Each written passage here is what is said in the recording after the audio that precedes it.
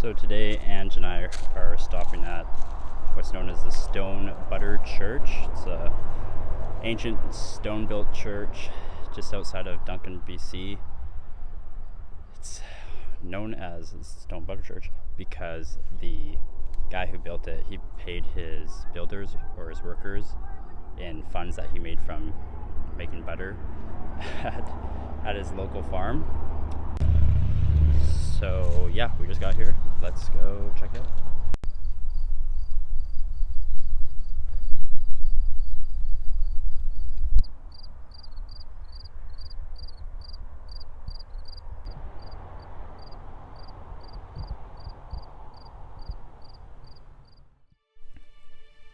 Sitting atop Kamiakin Hill in Duncan, British Columbia, overlooking both Genoa and Cowichan Bay and with a backdrop of Mount Suhalem, this stone masonry building has sat vacant since 1880, when its use came to a sudden halt after only 10 years of service.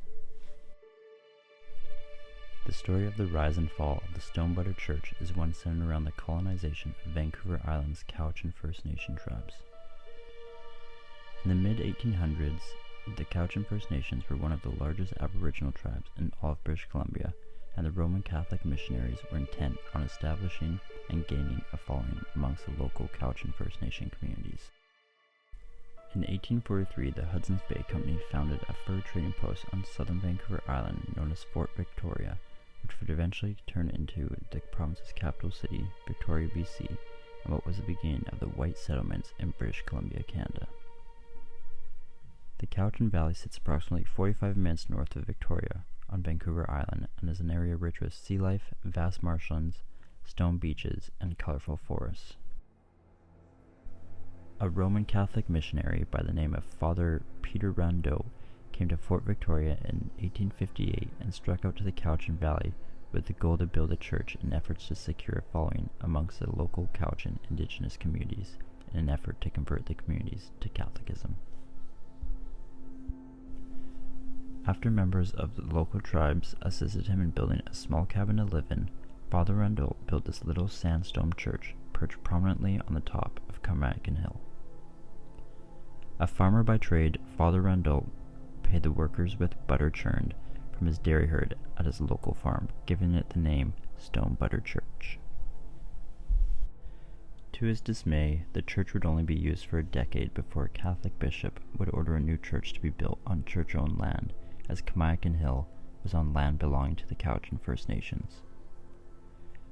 Father Rondeau previously had had a verbal agreement authorizing the construction of the church on First Nations land, but this was not enough for Bishop Demers.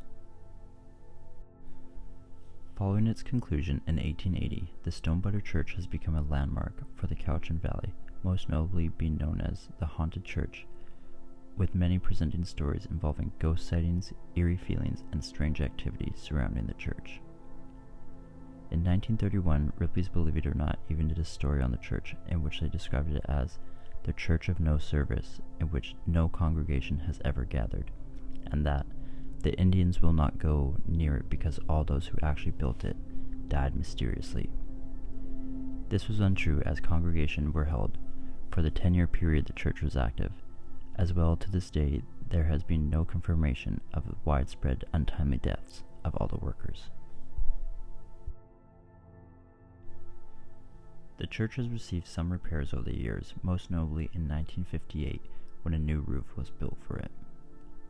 And while efforts have been made over the years to repair the once gorgeous church, the most recent being in 1980 as a cultural center, the Haunted Church has always reverted back to the lonely, empty, vandalized, eerily beautiful stone ruin overlooking the Cowichan Valley. Today, the old Stone Butter Church is a beautiful historic site with a beautiful history, with its stained glass windows and large wooden doors being used at St. Paul's Church on Salt Spring Island.